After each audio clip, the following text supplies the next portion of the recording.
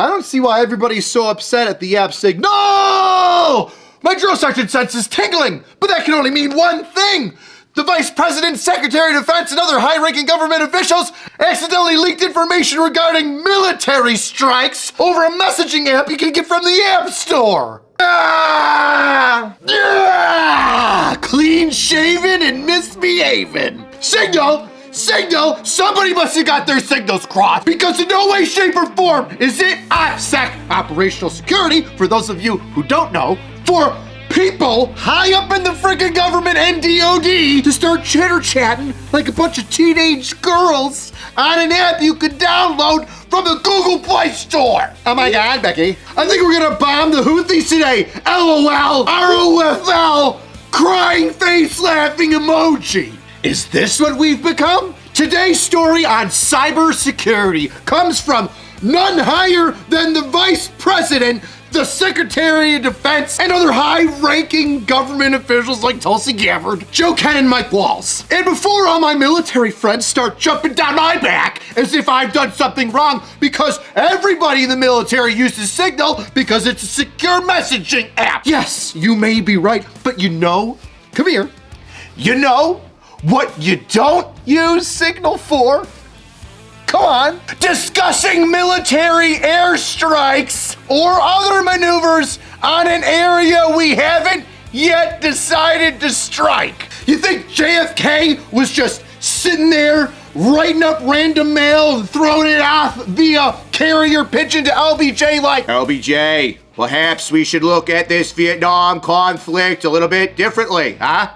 Maybe instead of direct bombing and line unit combat scenarios, we use a tight, specialized, and well-trained group of individuals to do and conduct guerrilla warfare. We could even call them Special Forces. Marilyn, you're using too much teeth, sweetheart. No! He was using specific secure lines of communication that only the United States government would have, like a SCIF, which is basically a cube that doesn't allow any sort of electronic interference, which you can't bring your cell phone into. Oh, cell phone banned. What do you know? And you have a direct line of secure communication to specific individuals that you're allotted to talk to. Oh, but how did this thing even happen? I thought Signal was so secure. All the troops are using it for logistics and meetings like they're supposed to. Hey, tell everybody we're gonna get together at 1800 to discuss the next meeting at 1900. Yes, you use it for that. Sure, it's secure for that, but no technology is secure.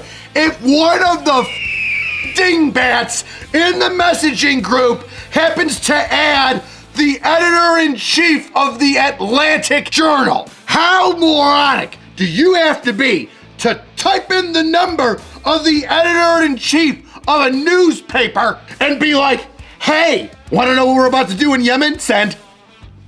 So the short story of all of this is this. Tons of high-ranking people got together to talk about what they were gonna do to the Houthis in Yemen. And they added into the group the editor-in-chief of the Atlantic, who sat there quietly like a church mouse and just watched them all blither and blather about what military operations they were about to conduct. Now, at first, the editor-in-chief was like, I don't believe you. This can't possibly be real. Someone's setting me up. Till there was a ticking clock as to when they would conduct these military strikes. And then, bling, just when it went off, guess what happened? Well, he's checking Twitter, seeing what's going on in Yemen, and what do you know? The airstrikes started happening right on time.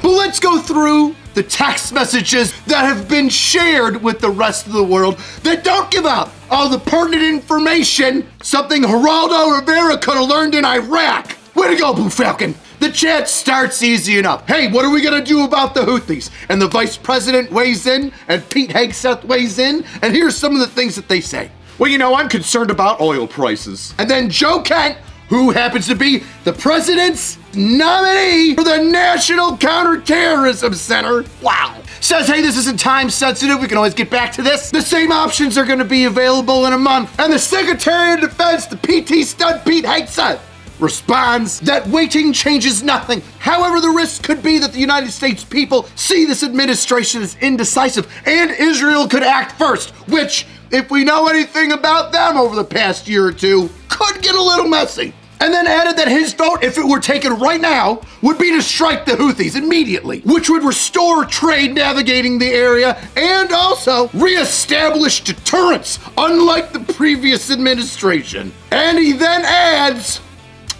I can enforce 100% OPSEC.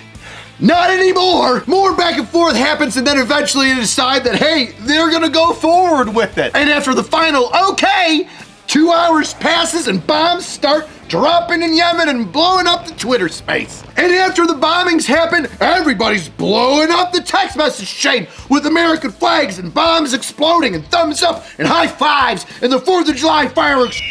What's going on here? It's like a group chat with a bunch of 12-year-old high school girls. Like, oh my God, Pete, can you believe that the Houthis are like trying to mess with us in our trade and our bets? It's like they don't even know how cool we are.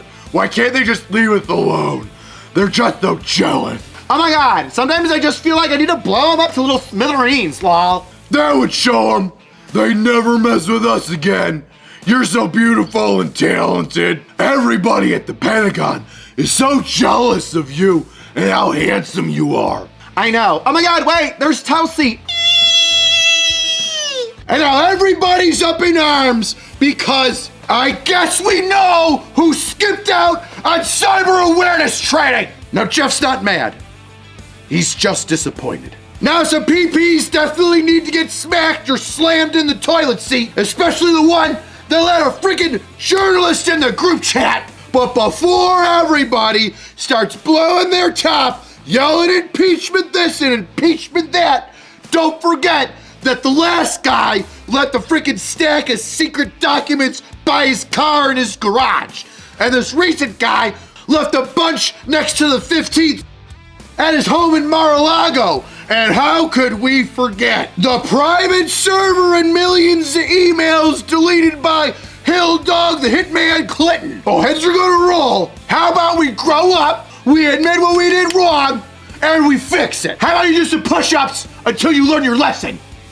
Sir, flutter kicks, go! Hey there, Lance Corporal. I don't care if you're vice president. You better gather all your battle buddies and meet me out in the PT field for some corrective training. Get back here! Ah! Why? Why can't we have beards? Best way to support the channel is get yourself a shirt. I got new Tier 1 President's gear. George, Abe, Ben, even though he wasn't a president, very cool. And for those of you about to do some physical fitness because you messed up, how about 0, 0, 0, 0? What do you think about this whole thing? Is it like a big deal, but yet at the same time not the worst thing that could happen? Is it not a deal? Is it the biggest of deals? Do I look better with a beard or a mustache? I have to know. See you next time, weirdos. And if you want to see this video uncensored and longer with some additional feelings that maybe me and Drill Sergeant, that maybe me and the angry Drill Sergeant have, well, you go ahead and you check us out on Pepperbox with all the other fantastic friends that YouTube doesn't like.